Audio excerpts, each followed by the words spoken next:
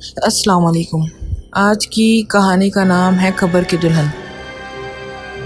Office سے چھٹی کے بعد ساحل گھر کی طرف جا رہا تھا۔ یہ رات کا وقت تھا، چاروں طرف اندھیرا تھا اور اس رات عجیب بات یہ ہوئی تھی کہ اچانک بہت تیز بارش شروع ہو گئی تھی اور ساحل کو گھر جانے کے لیے کوئی ٹیکسی یا رکشہ نہ ملا۔ پھر اس نے سڑک پر وقت ضائع کرنے کی بجائے گھر جانے کا فیصلہ کیا۔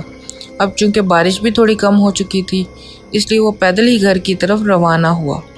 اس نے گھر جانے کے لیے شارٹ کٹ کچے راستے کا انتخاب کیا تھا، جو کہ اکثر سنسان اور ویران رہتا تھا۔ اس کچے راستے میں تو عام حالات میں بھی زیادہ آمد و رفت نہیں ہوتی تھی، اور وہ تو تھا بھی رات کا وقت اور بارش بھی ہو رہی تھی، اس لیے وہ راستہ بالکل خالی تھا۔ ساحل تیزی سے قدم اٹھاتا گھر کی طرف جا رہا تھا۔ تیز تیز ہوائیں چل رہی تھیں، بارش کی رفتار آہستہ آہستہ بڑھنے لگی۔ ساحل بارش سے بچنے کے لیے راستے پر موجود ایک درخت کے نیچے آ کر کھڑا ہو گیا، لیکن بارش بھی اس کا پیچھا نہ چھوڑا۔ پھر اچانک آسمان سے برف باری شروع ہو گئی۔ اب سچ میں ساحل کو گھبراہٹ ہونے لگی۔ بارش تو وہ جیسے کیسے برداشت کر ہی لیتا، لیکن برف باری سے کیسے خود کو بچاتا۔ ادھر ادھر دیکھتے ہوئے اچانک ساحل کی نظر سامنے ایک پرانے چھوٹے گھر پر پڑی۔ وہ گھر پرانا، کھنڈر اور خالی نظر آ رہا تھا۔ ساحل بلا کوئی وقت ضائع کیے اس گھر کی طرف چل پڑا اور بھاگتے ہوئے تیزی سے اس چھوٹے گھر کے اندر داخل ہو گیا، جو ہر طرف سے ٹوٹ پھوٹ کا شکار تھا۔ ساحل کے گھر کے اندر داخل ہوتے ہی پیچھے سے دروازہ بند ہو گیا۔ ساحل نے سوچا شاید تیز ہوا سے بند ہو گیا ہوگا۔ پھر ساحل ایک پرانے کمرے میں آیا۔ اس کمرے میں ایک پرانا بیڈ تھا اور کچھ ٹوٹی پھوٹی کرسیاں۔ ساحل نے کمرے میں پہنچ کر سکون کا سانس لیا۔ اب کم از کم یہاں بارش اور برف باری سے تو وہ بچ سکتا تھا۔ ساحل کو اس کمرے میں ایک عجیب خوشبو کا احساس ہوا۔ بارش کی رفتار بڑھتی چلی جا رہی تھی۔ ساحل وہیں کمرے میں بیٹھا بارش ختم ہونے کا انتظار کر رہا تھا۔ ساحل کو اس کمرے میں بیٹھے ہوئے 10 منٹ کے قریب ہو گئے تھے۔ اچانک ساحل کو ایک لڑکی کے ہنسنے کی آواز آئی۔ ساحل کافی حیران ہوا اور اس نے کھڑے ہو کر باہر دیکھا، لیکن باہر کوئی نہیں تھا۔ ہر طرف بارش اور پانی تھا۔ ساحل ایک بار پھر آ کر کمرے میں بیٹھ گیا۔ اسے اپنا وہم لگا۔ 2 منٹ بعد ساحل کو ایک لڑکی کے رونے کی آواز آئی، جیسے کوئی آہستہ آہستہ سسک رہا ہو۔ ساحل اٹھ کر ایک بار پھر باہر دیکھنے لگا، لیکن باہر کوئی بھی نہیں تھا۔ ساحل ایک بار پھر آ کر بیڈ پر بیٹھ گیا۔ اسے وہ گھر کافی عجیب لگ رہا تھا۔ اس نے سوچا جیسے ہی برف باری ختم ہوگی وہ فوراً یہاں سے نکل جائے گا۔ پتہ نہیں وہ آوازیں کس کی تھیں۔ پھر اچانک آسمانی بجلی چمکی۔ باہر گھر کے آنگن میں ایک روشنی ہوئی۔ اس روشنی میں ساحل نے دیکھا گھر کے بالکل آنگن میں ایک درخت کے نیچے بہت بڑی قبر تھی، جو کہ بہت پرانی معلوم ہو رہی تھی۔ ساحل نے حیران ہو کر اس قبر کو دیکھا۔ وہ قبر گھر کے آنگن میں کیوں تھی اور وہ کس کی قبر ہو سکتی ہے؟ ایک بے اختیار سی کیفیت میں ساحل کھڑا ہوا اور گھر کے آنگن میں موجود اس قبر کی طرف جانے لگا۔ قبر کے پاس پہنچ کر ساحل اس قبر کو غور سے دیکھنے لگا۔ اس قبر پر ایک تختی لگی تھی۔ وہ کسی لڑکی کی قبر تھی جس کا نام انشودہ، اور وہ کوئی 100 سال پہلے مر گئی تھی، لیکن اتنی پرانی قبر اس گھر کے آنگن میں کیسے؟ اس قبر کے بالکل پاس ایک چراغ رکھا ہوا تھا، ماچس بھی۔ ساحل نے سوچا کمرے میں اندھیرے پہ بیٹھنے سے بہتر ہے یہی چراغ کمرے میں لے جا کر روشن کر دے۔ یہی سوچ کر ساحل نے وہ چراغ قبر کے پاس سے اٹھائی اور اندر کمرے میں لے آیا۔ ساحل وہ چراغ جلانے ہی والا تھا کہ اچانک ساحل کو ایک لڑکی کی آواز سنائی دی، تم آ گئے، میں 20 سال سے تمہارا انتظار کر رہی تھی۔ ساحل نے گھبرا کر آواز کی طرف دیکھا، لیکن کمرے میں کوئی نہیں تھا۔ اب ساحل کو گھبراہٹ ہونے لگی۔ اس نے ماتھے سے پسینہ صاف کیا اور ڈرتے ہوئے ادھر ادھر دیکھنے لگا۔ بارش رک چکی تھی۔ ساحل نے سوچا اب گھر واپس چلتا ہوں۔ یہی سوچ کر وہ کمرے سے باہر نکلا۔ اچانک ساحل کو کسی لڑکی کے رونے کی آواز آئی۔ ساحل نے سامنے دیکھا، وہ جیسے پتھر ہو گیا ہو۔ سامنے قبر کے پاس ایک خوبصورت دلہن ہاتھوں میں موم بتی لیے بیٹھی تھی۔ ساحل حیران ہو کر رک گیا۔ وہ دلہن اس قبر کے پاس کب آئی تھی؟ یا پھر وہ پہلے ہی قبر کے پاس موجود تھی؟ لیکن اگر وہ پہلے قبر کے پاس موجود تھی تو اس نے اسے دیکھا کیوں نہیں؟ وہ دلہن مسکراتے ہوئے ساحل کو دیکھ رہی تھی۔ پھر ساحل سے بولی، مجھے یقین تھا تم ایک دن واپس آؤ گے۔ ساحل نے گھبراتے ہوئے پوچھا، کون ہو تم اور یہاں کیا کر رہی ہو؟ ساحل کی بات سن کر اس لڑکی نے زوردار قہقہ لگایا اور بولی، میرے گھر میں کھڑے ہو کر مجھ سے پوچھتے ہو کہ کون ہوں میں؟ ساحل نے کچھ شرمندگی سے اس لڑکی کو دیکھا اور بولا، سوری، مجھے پتہ نہیں تھا یہ آپ کا گھر ہے۔ پھر ساحل نے اچانک پوچھا، یہ قبر کس کی ہے؟ اس دلہن نے زوردار کہہ لگایا، بولی، میں انشودہ ہوں، یہ قبر میری ہے، میں 100 سال پہلے مر چکی۔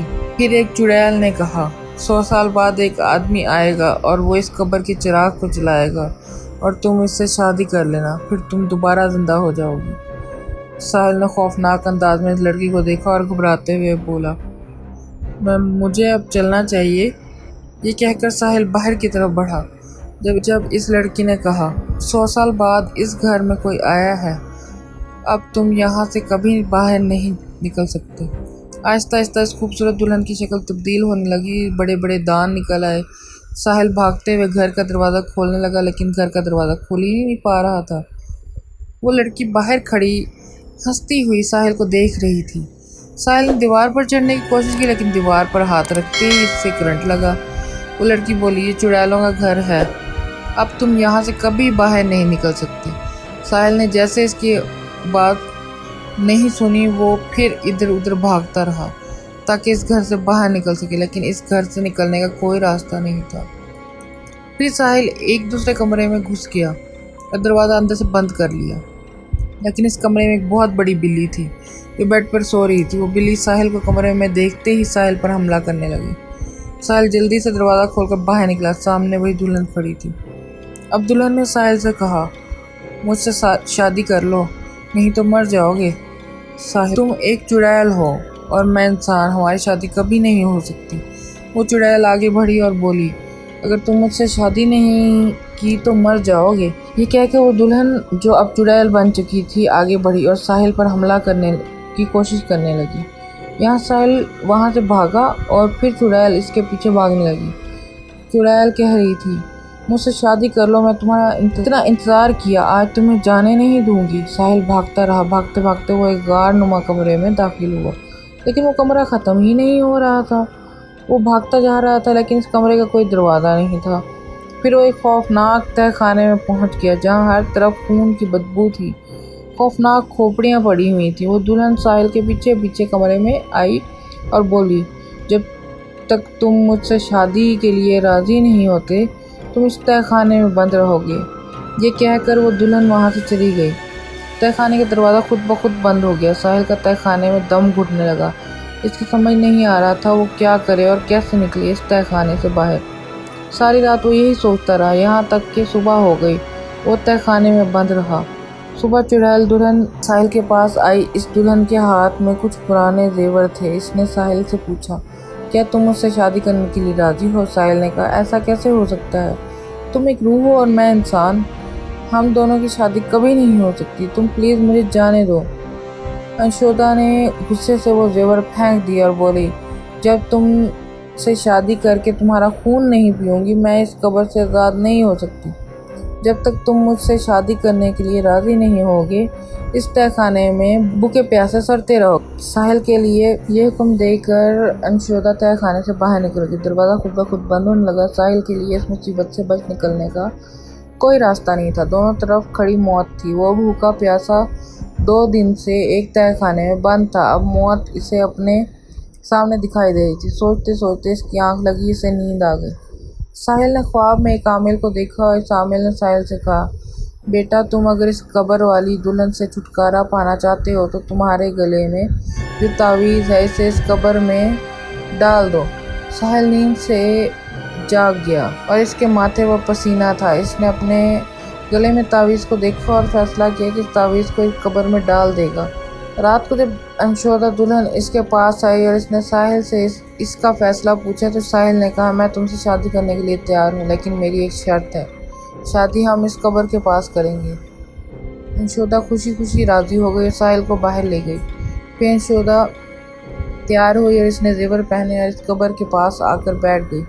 ساحل نے چپکے سے وہ تعویذ گلے سے اتار کر قبر میں دفن کر دیا۔